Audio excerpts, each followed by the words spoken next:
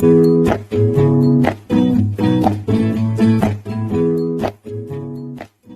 guys, welcome back. This is Sakshi Kakri and in today's session we are going to see what is queue. So let's move ahead and see what is exactly a queue. A queue is a linear data structure. In the earlier sessions we have seen what is linear data structure. So linear data structure are those in which the data is stored in a sequential order.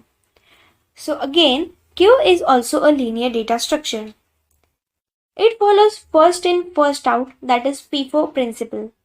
Let us suppose take the example of people standing in a queue near a bus stand. So, the person who is standing at the first position will enter the bus first. So, this is exactly how the queue works. It has two pointers, that is front and rear. Let us see that with an example. Let us suppose that I am having 5 elements into my queue and these are the index position.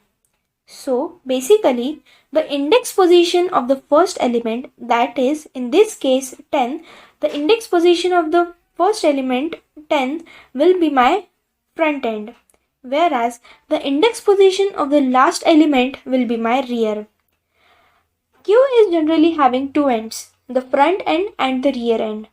We can perform the insertion operation through the rear end while we can perform the deletion operation through the front end. So basically, when we are deleting an element from our queue, the operation is called as dequeue operation. And as 10 is inserted first into my queue, so it will be get first deleted into my queue. Again, we can perform the enqueue or insertion operation through the rear end. Let us move ahead and see some of the examples of insertion in queue.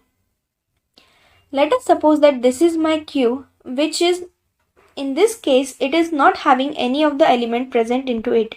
So when there are no elements present into my queue, at that time my front and rear will always point to -1 position.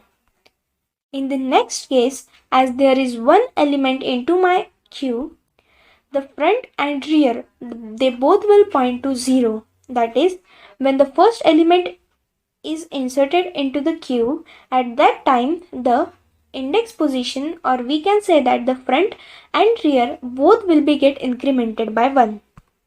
Again, when we are inserting one more element into my queue, that is in this case I am having 2 elements into my queue, so my front will be 0 and my rear will be 1. So remember this point, that whenever we are performing the insertion operation, at that time my front will always remain constant, whereas my rear will get incremented by 1.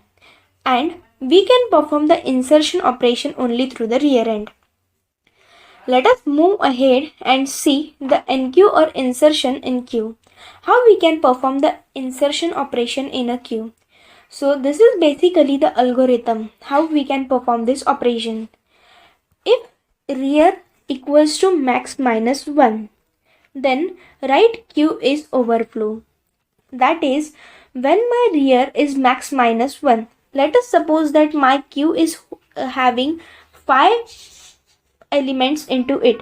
Let us suppose that 10, 33, 2, 1 and 0. So my queue is initially having this 5 elements into that. So as there are all 5 elements present into the queue, my front here will be 0, whereas my rear will be, in this case, will be 4. That is, as the size is 5 over here, so rear equals to max -1, that is 5 minus 1, and it will be 4. So in this case all elements are present into my queue, and hence we cannot insert any of the element into it, and hence the condition is called as overflow. So we have to print the message as overflow and then we have to exit. In the second step we have to check if front equals to -1 and rear equals to -1. As in the earlier slide I have said you that whenever my front and rear both are pointing to -1, and in that case my queue is empty.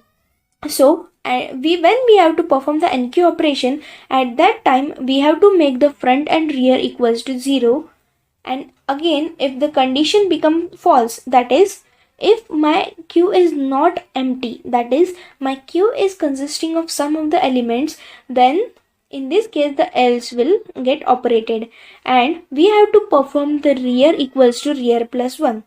That is, when we are inserting elements into the queue, at that time my rear will always get incremented by 1. So we have to perform this operation, that is rear equals to rear plus 1. And in the third step, we have to set the queue of rear equals to num. That is, we have to make the queue of rear, that is the last element, as the new element which we are going to enter into the queue. So this is basically how we can perform the insertion operation into the queue. Let us move ahead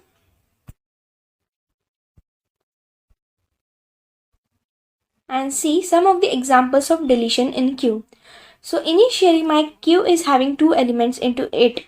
So in this case my front will be 0, whereas my rear will be 1.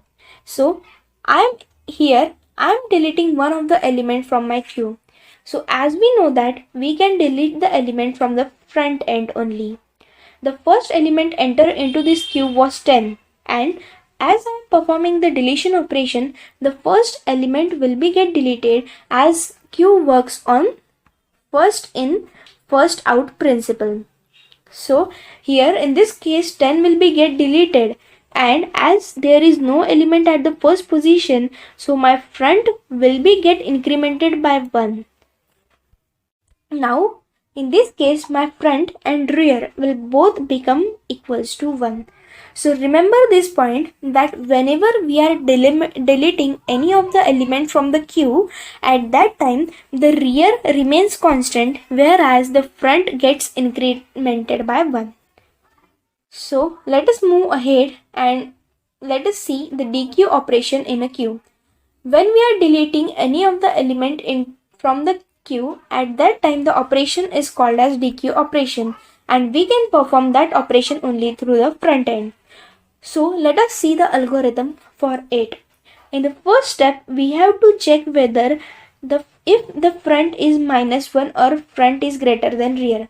That is, if there is no element in my queue, or let us suppose that this is my queue and there are no elements elements into my queue. So in that case, I cannot perform the deletion operation. So in that case, the condition will be of underflow. So we have to check the condition by giving if front equals to -1 or front is greater than rear. Else, if my queue is having some elements into it, then I have to set the value of queue of value equals to queue of front. And as I have said you earlier, that whenever we are performing the deletion operation, the value of front is getting incremented by 1. So we have to perform this step as well. So this is basically how we can perform the dequeue operation into a queue. Let's move ahead and see circular queue. So why circular queue is needed? The question arises into your mind that why we are using circular queue instead than standard queue. So the answer is over here. Generally, there is wastage of memory in standard queue in dequeue operation. As we have seen in the last slide, that whenever we are performing the deletion operation in the queue, at that time these positions are remaining unentered, or we can say that there is wastage of memory when we are using a standard queue. So we are using circular queue for this purpose. So in this case my front will be 3 and rear will be 4. Not here 3, it will be 4. Let us move ahead and see what is circular queue then.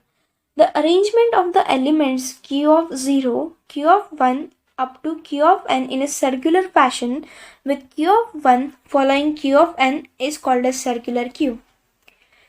Simply remember that when I am joining the front end of my queue with the rear end, at that time it becomes a circular queue. That is, when the last node is connected to the first node, to make it a circle, then in that case it becomes a circular queue. Initially, both front and rear pointer points to the beginning of the array.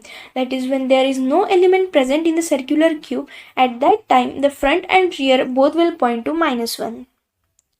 The circular queue is also called as ring buffer.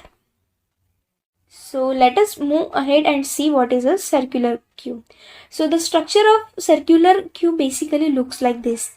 That is, this will be my first index position, second, third, fourth, fifth, sixth, seventh. So in this case, I can store 8 elements into my queue. And when there is one element present into my queue, let us suppose that 2 is present in my queue. So at that time, my front and rear both will point to 2. So this is how the circular queue looks like. Let us move ahead and see some more examples for your better understanding. So in the first case, as there is only one element present into my queue, so my front and rear both will point to the 0. In this case, I am having only one element, that is 14 into the queue. So front and rear both will be 0. Now I am inserting one more element into my queue. That is, I am inserting element 22 into the queue.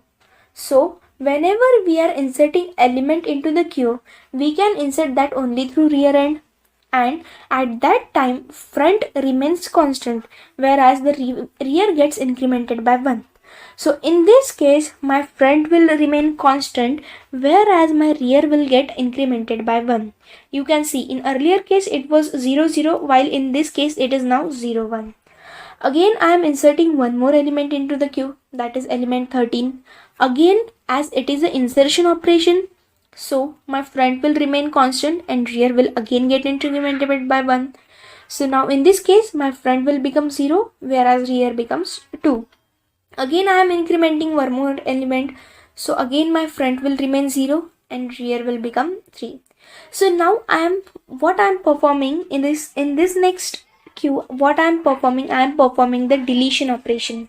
So as we all know that we can perform the deletion operation only from the front end. So my first element which I have inserted was 14. So the 14 is the element which will be get deleted first when I am performing the deletion operation. So this 14 element will be get deleted, and when we are performing the deletion operation, at that time the rear remains constant, whereas the front get incremented by 1. So in this case, the front will become 1, whereas the rear will remain 3. Again, in this case, next case, I am performing the deletion operation. So now in this case, my front is 22 number.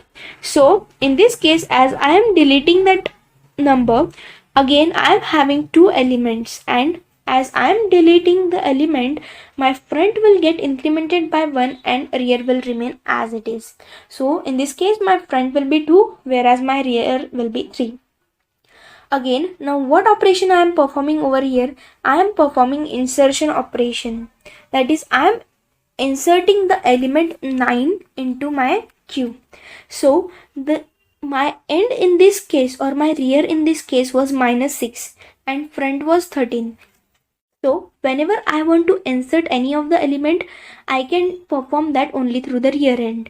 So here the 9 element will be get added, and as we are performing the insertion operation, my front will remain as it is, whereas my queue will get incremented by 1. So in this case, the front is 2, whereas the rear is 4. Again, I am performing the insertion operation. So in this case, what is happening over here, as my queue is having only 5 places. So after 4, the rear again gets set to 0. That is, after a 4 position, whenever I am trying to insert one more element into it, my front is remaining as it is, but my rear is getting set to 0. So this is one of the important case. Again, when front equals to 2 or rear equals to 1, in this case my queue is full. Or we can say that when my front equals to rear plus 1. When this condition satisfies at all any of the cases, my queue will be full, or we can say that my circular queue will be full. So I hope that you are now clear with this concept, how we can find the front and rear in a circular queue. So let's move ahead and see when my queue is full or overflow. As we have seen in the last case, if all the elements are present in my queue and I'm trying to insert one more element into that queue, in that case the condition is called as overflow condition. So this is basically how the overflow condition is. Let us move ahead and see the next one, that is if my f equals to r equals to -1. That is, if there is no element whenever this condition is there, that is my front and rear are both pointing to -1, in that case my queue will be always empty. Remember this point, that whenever front and rear are pointing to -1, in that case my queue will be empty. And as I am performing the insertion operation into it, then when the condition initially is this, that is f equals to r equals to -1, in that case I have to make my front and rear equals to 0. So this is how we can perform the insertion into this.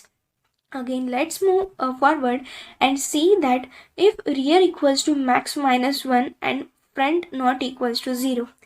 This is basically the case when rear equals to max -1 and front not equals to 0.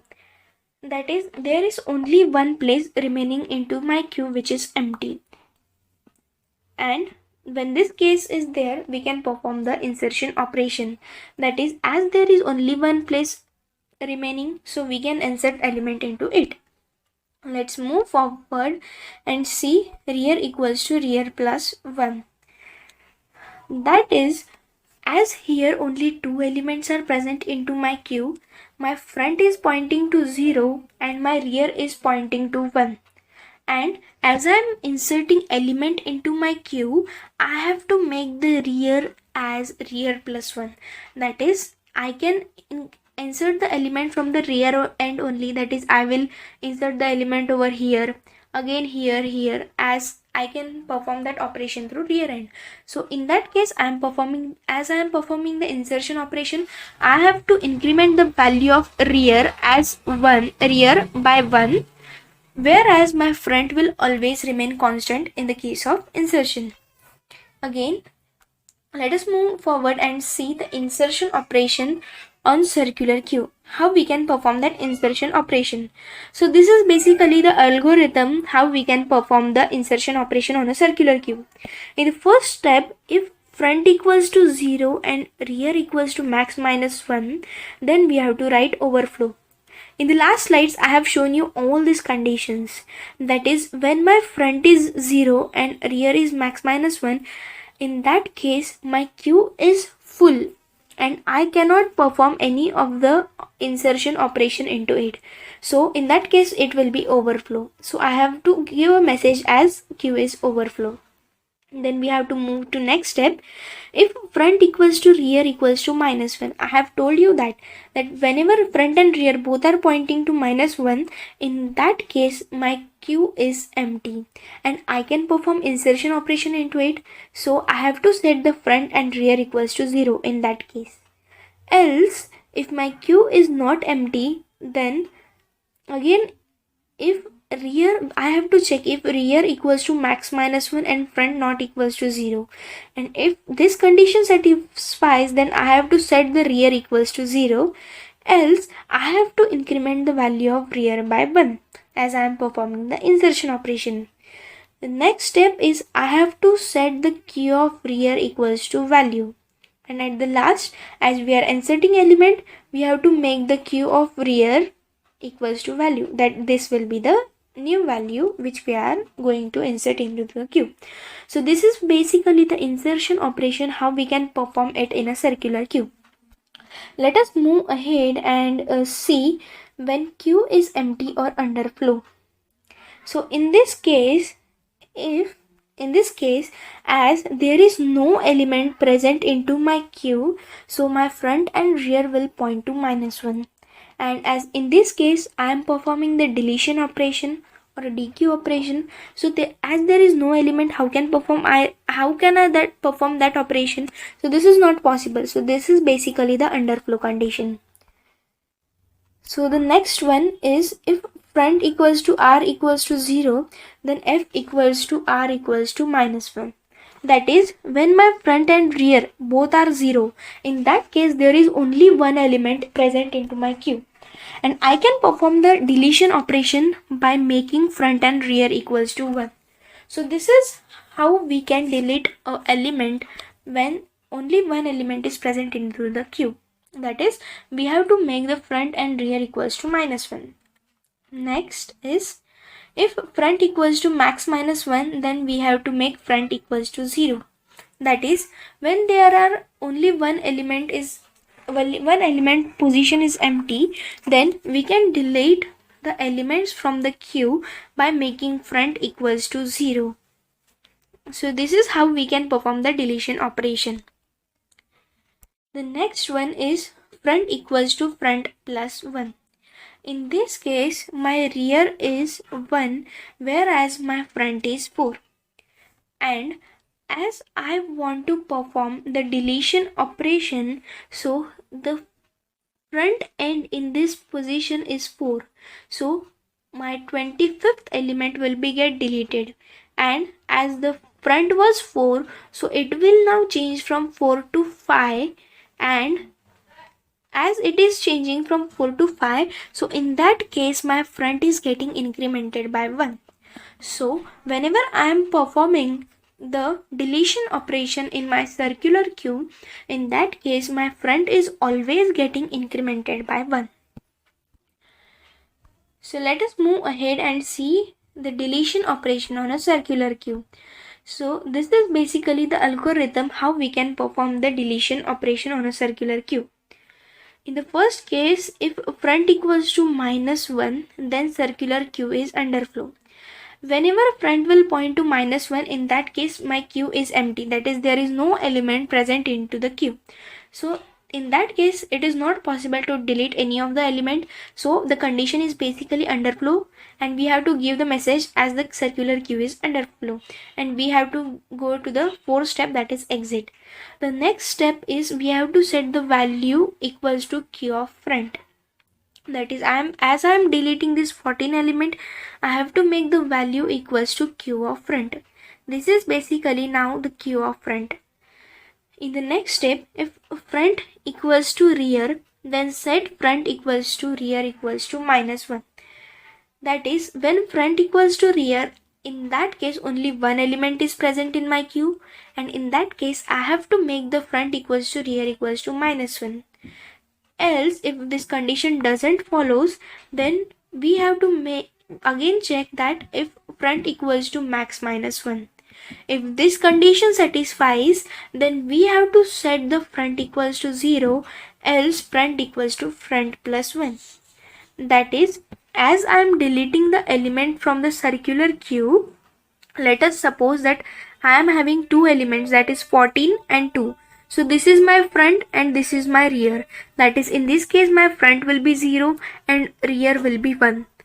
As I am deleting the element 14 from this queue, my front will now get incremented by 1. That is, in this case my front will be rear equals to 1. So we have to set the front equals to front plus 1. And at last we have to exit.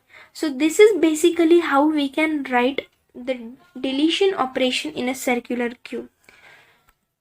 So this was all about how we can perform all the deletion and insertion operation in standard queue and circular queue. So I hope guys that you are now clear with the concept of queue, the standard queue and the circular queue. So this was all about today's session. Thank you for listening to the lecture. Thank you.